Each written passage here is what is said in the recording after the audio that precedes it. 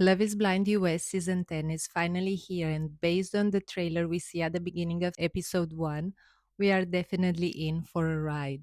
All the couples started really strong with dozens of I love yous and a lot of emotional moments, continuing with a lot of dramatic cuts, tears, bad words.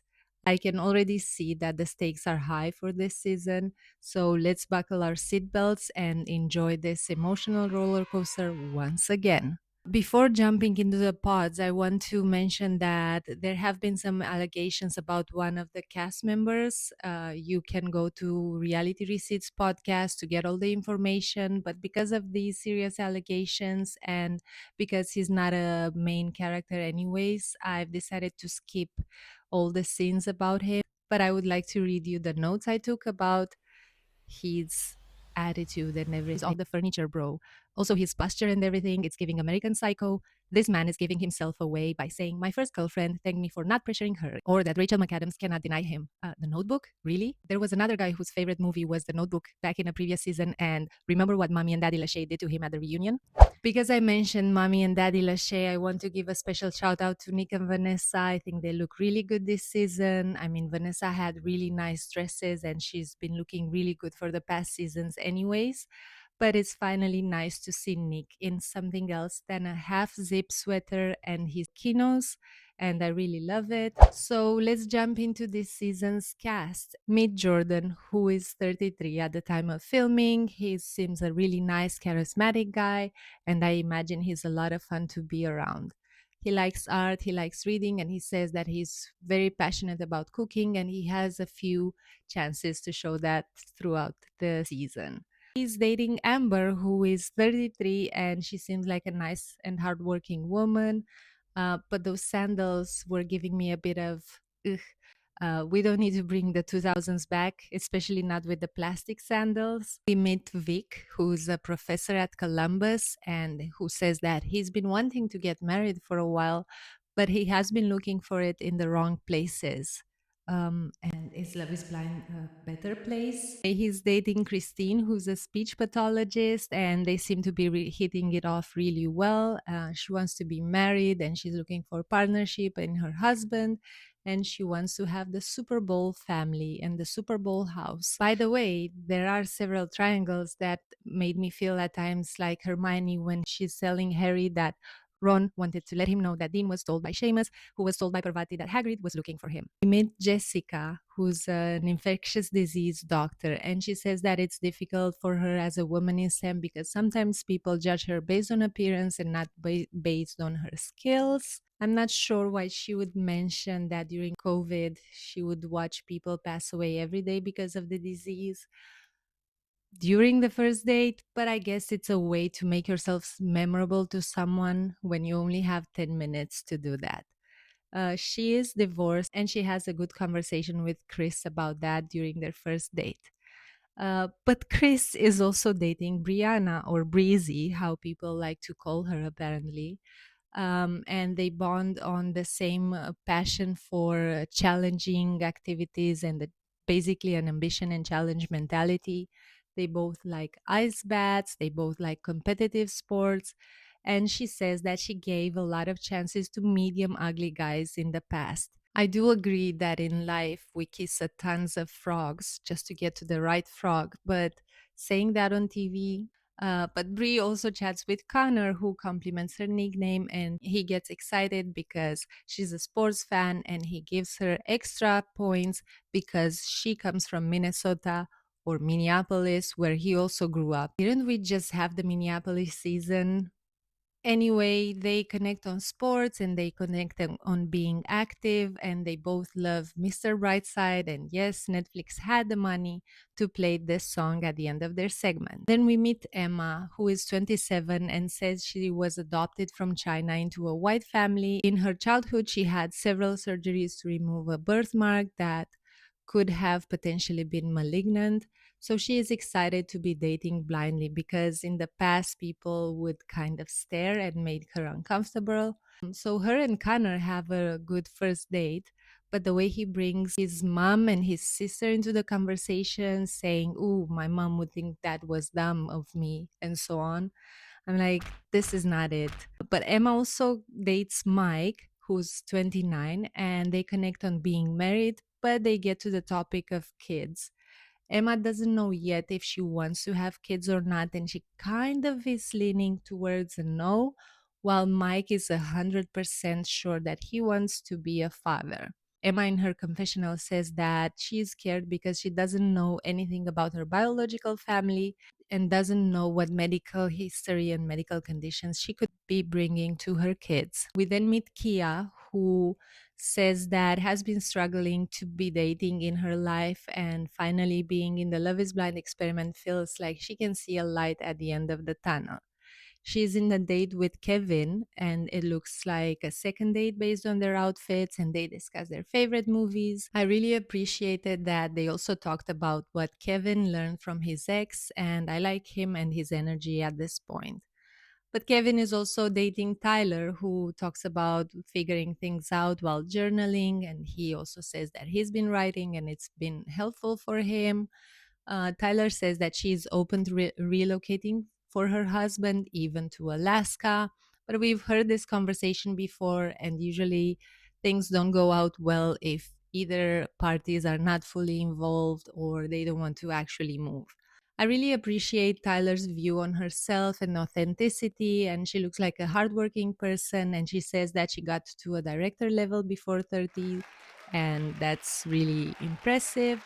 And she only made it by being herself. And I love this representation. It's nice that she's showing that you don't have to change yourself to get to a position you want to get to. And that was impressive.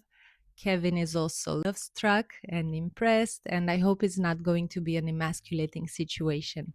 Welcome to Conversations One on One. Today's topic is going to be questions and answers. For example, if someone asks you, do you like kissing? Should you reply A, I do, what about you?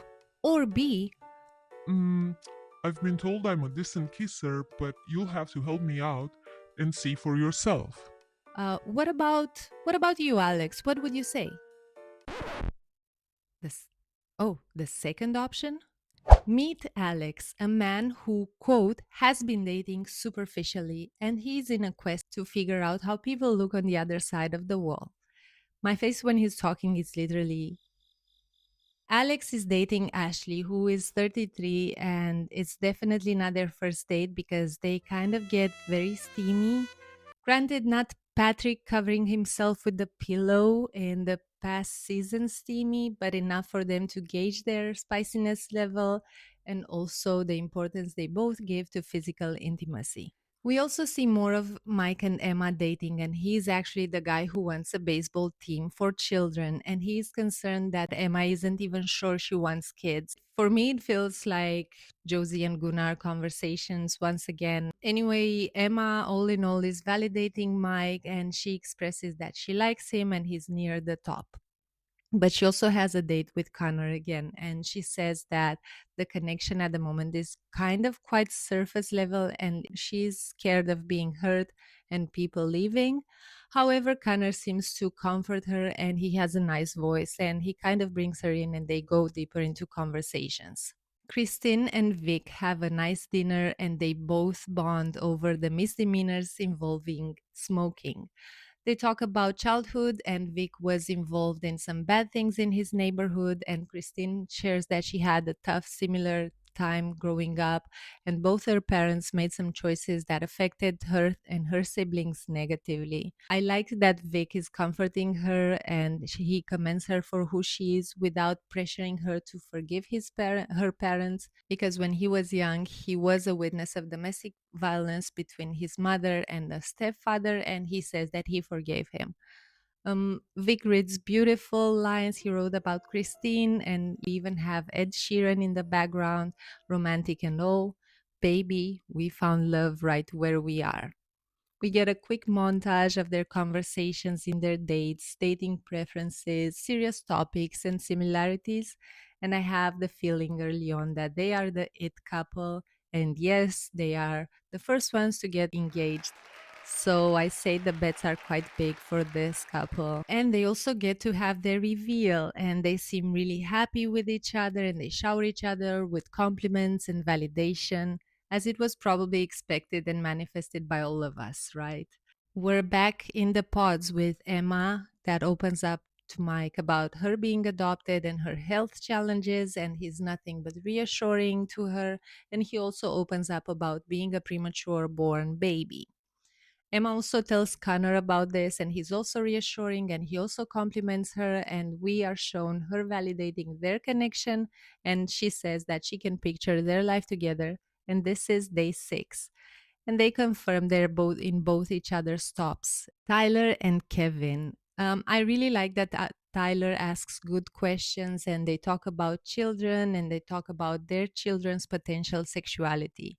And luckily, they both agree that people are who they are and they love who they love. Kevin shares that his mom had some health problems, and that made him grow up faster and take responsibility and take over at 18.